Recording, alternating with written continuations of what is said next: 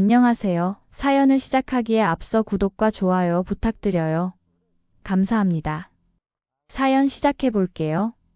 지금 생각해보면 참 많은 일들이 있었어요. 제가 28이었을 때 남편을 만났거든요. 남편은 저보다 4살 많았고 헬스 트레이너였어요.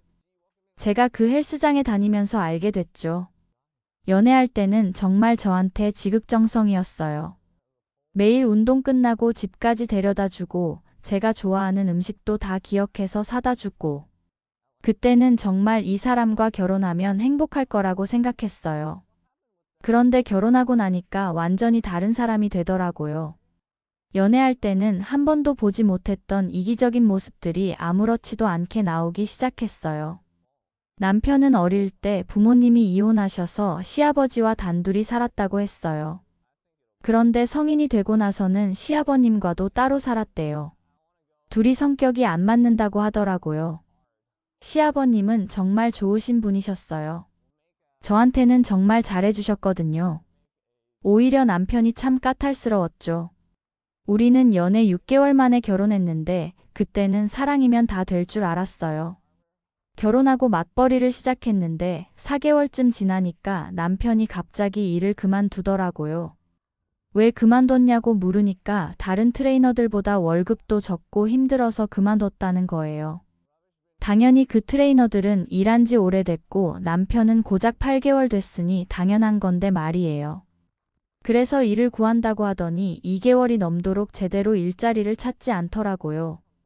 거기에 눈치도 없이 제가 퇴근할 때 뭐가 먹고 싶다면서 사오라고 하고 생활비도 빠듯한데 정말 답답했어요.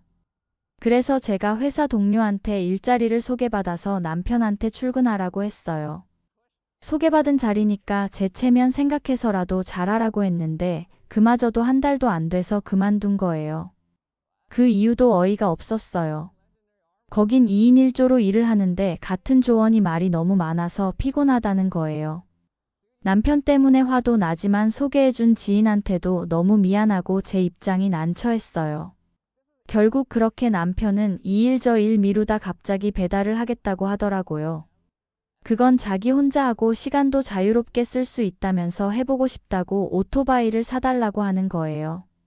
그래서 제가 그건 너무 위험하기도 하고 안정적인 직장에 들어가는 게 좋지 않겠냐고 하자. 그럼 안정적인 직장을 구할 때까지만 배달을 하겠대요. 노는 것보단 나을 것 같아서 중고로 200만 원 오토바이를 사줬어요. 그런데 문제는 그 일이 자유롭다더니 너무 자유로운 모양인지 하루에 고작 4, 5만 원만 벌더라고요. 그래도 직장 구하기 전까지 노는 것보단 나으니까 라는 생각으로 지켜봤어요. 그러다 어느새 결혼한 지 1년이 넘고 아이가 생긴 거예요. 너무 걱정이었어요. 제가 아이를 낳으면 휴직을 해야 하는데 아직도 제대로 된 직장을 못 구하고 있는 남편 때문에요. 그런데 임신 7개월에 남편이 사고가 난 거예요. 신호 위반을 하다가 다행히 크게 다치지는 않았지만 팔꿈치가 찢어져서 꿰맸어요. 그래서 그 팔을 굽힐 수가 없다고 또 한 달 넘게 쉬게 된 거죠. 저는 안 되겠다 싶어서 이 정도 사고 난 걸 감사하게 생각하고 배달은 그만두고 빨리 직장을 구하라고 했어요. 알겠다고 대답은 하는데 일도 제대로 안 구하고 또다시 배달을 하기 시작하더라고요. 막막하고 속이 터졌어요. 그리고 정말 운이 좋아서 이 정도인 거지 또 사고가 날까 늘 불안했죠. 시아버님도 남편이 워낙 고집도 세고 그런 걸 알아서 몇 번 얘기했지만 오히려 싸우기만 하더라고요. 시아버님은 저한테 면목이 없다면서 임신했는데 먹고 싶은 거라도 사 먹으라면서 종종 용돈을 주셨어요. 너무 감사했어요. 시아버님이 한 번은 그러시더라고요. 자기 아들이 이렇게 철이 없어서 며느리가 고생한다면서 정말 미안하다고. 본인도 혼자 아들을 키우느라 제대로 못 가르쳤나 보다고 자책하시더라고요. 그리고 제가 직장 다니면서 집안일까지 다 하는 걸 보시고는 정말 안쓰러워 하셨어요. 명절이나 제 생일 때는 꼭 따로 용돈을 주시면서 우리 며느리 수고 많다고 하시고 가끔 맛있는 거 있음 사서 갖다 주시곤 했어요. 남편은 당연하다는 듯이 받기만 했지만 시아버님은 항상 미안해 하시더라고요. 아들이 제 역할을 못해서 며느리가 고생한다면서. 그런 시아버님을 보면서 저도 마음이 좀 누그러지곤 했어요. 남편 때문에 화가 나도 시아버님만큼은 정말 좋은 분이시구나 싶었거든요. 가끔 시아버님이 남편한테 너 정신 차려라. 며느리도 남의 집 귀한 자식인데 혼자 얼마나 고생하는지 모르냐고 혼내시는 것도 들었어요. 하지만 남편은 오히려 짜증을 내더라고요. 그러다 저는 출산을 했어요. 너무 예쁜 딸이었어요. 물론 남편도 기뻐했어요. 시아버님도 너무 좋아하셨어요. 그렇게 웃을 수 있는 분이신 걸 처음 알았어요. 너무 행복해 보이시더라고요. 남편은 결국 직장을 못 구해서 계속 배달을 했어요. 저는 육아휴직을 썼고 수입이 줄었죠. 결국 남편은 그래도 책임감은 느꼈는지 하루에 10만 원씩은 채워 오더라고요. 그래도 저는 너무 불안했어요. 한 번 사고 난 뒤론 이제 오토바이는 안 탔으면 좋겠는데 제 말은 영 듣질 않으니 차라리 돈 적게 벌어도 좋으니 다른 아르바이트를 하라고 해도 고집을 피우더라고요. 그러던 어느 날 또 남편은 사고가 난 거예요. 그런데 이번 사고는 가볍지 않았어요. 그날 아침부터 비가 많이 내렸어요. 저는 남편한테 오늘은 비가 이렇게 많이 오는데 나가지 말라고 위험하다고 말렸어요. 하지만 남편은 비 오는 날이 더 돈 벌기 쉽다면서 결국 나간 거예요. 오후에 전화가 왔어요. 병원에서 남편이 비에 젖은 도로에서 미끄러져서 넘어지면서 마주 오던 승용차와 충돌했다고 하더라고요. 헬멧을 썼음에도 불구하고 2차로 머리를 아스팔트에 심하게 부딪혀서 뇌출혈이 생겼어요.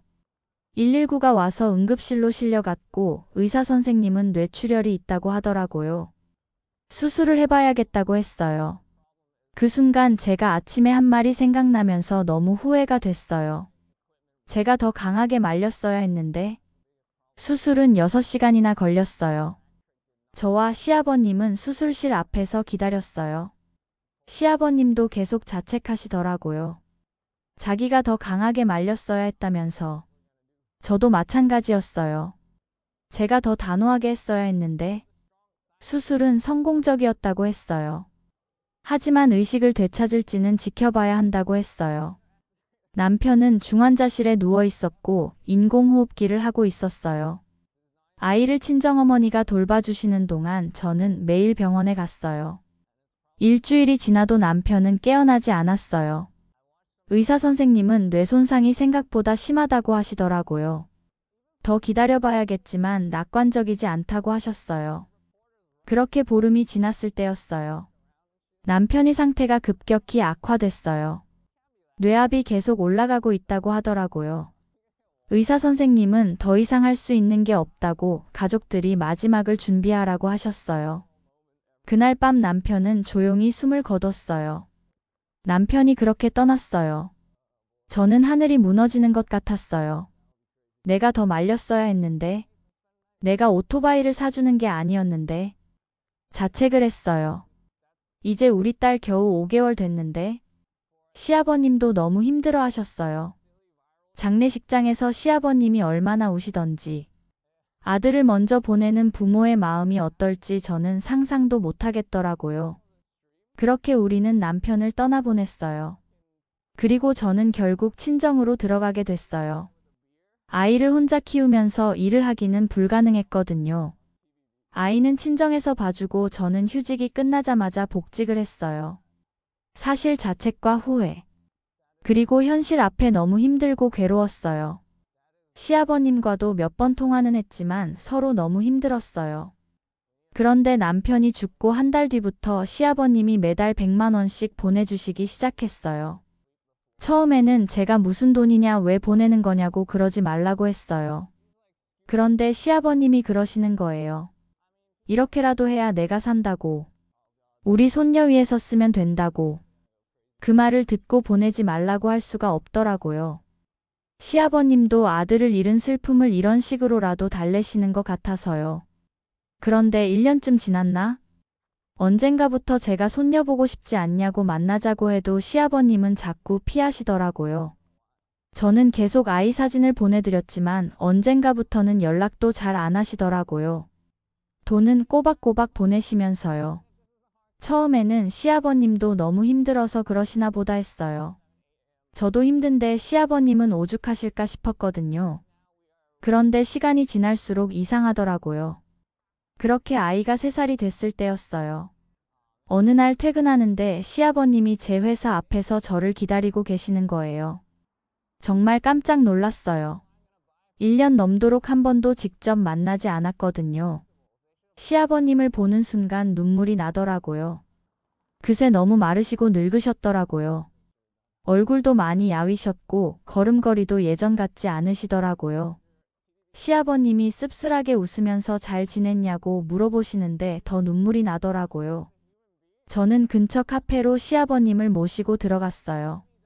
그리고 왜 그동안 연락도 피하셨느냐고 물었더니 자꾸 어색하게 웃으시기만 하고 대답을 안 하시는 거예요. 그러더니 어떻게 지냈냐고 하시는 거예요. 그래서 저랑 아이는 잘 지내고 있다고, 그래도 시간이 지나니까 밥도 먹고 사라진다고 했어요. 시아버님은 다행이라면서 산 사람은 살아야지 않냐면서 잘하고 있다고 하시더라고요. 그리고 나서 한참을 머뭇거리시더니 말씀하시는 거예요. 주말에 괜찮으면 아이랑 같이 밥 한 끼 먹을 수 있겠냐고 하시더라고요. 그래서 무슨 말씀이냐고, 당연한 거 아니냐고, 아이가 할아버지 보면 정말 좋아할 거라고, 왜 그동안 연락도 안 하셨냐고 했어요. 그랬더니 시아버님이 말하는데 눈물이 멈추질 않더라고요. 내가 이제 시간이 얼마 없어. 몸이 안 좋아서 그동안 피했는데. 진짜 죽을 날이 다가오니까 그 녀석 얼굴이 아른거려서 눈을 감을 수가 있어야지. 마지막으로 우리 손녀랑 시간 좀 보내고 싶어서 왔어. 그 순간 저는 정말 충격이었어요. 시아버님이 몸이 안 좋으셨던 거예요. 처음에는 돈도 보내주시려고 일도 하고 그랬는데 급격히 안 좋아지셨다고 하더라고요. 알고 보니 위암 말기였어요. 이미 다른 곳에 전이가 된 상태라고 하시더라고요. 그래서 갑자기 그렇게 피하게 된 거였어요. 저한테 또 짐이 되실까봐. 시아버님이 그러시더라고요. 그동안 우리 아들 때문에 내가 고생 많이 한 거 다 알고 있어. 또 자식 놓고 먼저 가버렸으니. 내가 너한테 무슨 면목이 있겠니? 그런데 나까지 짐이 될까봐. 두려웠어.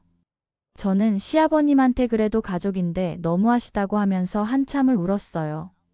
혼자 외롭게 그 고통을 견디고 계셨던 거예요. 그리고 그 주말에 아이와 만났어요. 아이는 오랜만에 보는 할아버지가 신기했나 봐요. 시아버님은 눈을 떼지 못하시더라고요. 그 모습을 보니까 제 마음도 너무 아팠어요. 왜 진작 말씀 안 하셨을까? 이렇게 고생하시면서. 그날부터 저는 주말마다 계속 아이를 데리고 만났어요. 평일에도 일찍 끝나면 같이 식사도 하자고 하고. 시아버님은 점점 야위시면서도 아이와 함께하는 시간을 너무 소중해 하시더라고요. 시아버님은 항암 치료를 받고 계셨지만 이미 많이 진행된 상태라 큰 효과는 없다고 하시더라고요. 그래도 조금이라도 더 시간을 벌기 위해서 치료받으신다고 하셨어요. 어느 날 시아버님이 저한테 말씀하시더라고요. 자기가 죽으면 집이랑 보험금 정도는 나올 거라고요. 손녀 위해서 써달라고요. 저는 그런 얘기 하지 마시라고, 치료 열심히 받으시라고 했어요. 하지만 시아버님은 현실을 받아들이고 계셨어요. 그리고 시아버님은 점점 약해지셨지만 아이와의 시간만큼은 정말 소중히 여기셨어요. 아이 장난감도 사주시고 같이 공원에도 가고. 비록 짧은 시간이었지만 정말 좋은 추억들을 만들어주셨어요. 그렇게 2달 정도 지났을 즈음 병원에 입원하셨어요. 저는 매일 아이를 데리고 병문안을 갔어요. 시아버님은 의식이 있을 때면 아이 손을 꼭 잡고 계시더라고요. 그리고 사흘 후 시아버님은 조용히 돌아가셨어요. 장례식장에서 저는 또 한 번 무너졌어요. 이제는 남편을 같이 추억할 시아버님마저도 제 옆에 안 계시다고 생각하니 모든 게 믿어지지 않더라고요. 시아버님은 말씀하신 대로 사시던 집과 보험금을 남겨주셨어요. 그 모든 걸 정리하면서 시아버님이 얼마나 외로우셨을까, 얼마나 힘드셨을까. 그런 생각이 들더라고요. 끝을 알고 혼자 외롭게 지내셨다는 게 마음이 아팠어요. 지금도 가끔 남편과 시아버님 생각이 나요. 남편을 잃고 시아버님까지 잃었지만 그래도 딸이 있어서 버틸 수 있어요. 때로는 원망스럽기도 해요. 왜 이렇게 힘든 일들만 연달아 일어났을까 하는 생각이 들어서요. 이제 딸과 둘이서라도 열심히 살아갈 거예요. 남편과 시아버님이 하늘에서 지켜보시는 만큼 부끄럽지 않게, 그리고 딸에게 자랑스러운 엄마가 될 수 있도록 최선을 다할 거예요. 그것이 남편과 시아버님에 대한 제 마지막 도리라고 생각해요. 하늘에서는 남편도 시아버님과 더는 싸우지 않고 편하게 지냈으면 좋겠네요. 제 긴 이야기를 끝까지 들어주셔서 감사합니다. 구독과 좋아요, 알림 설정까지 잊지 마세요.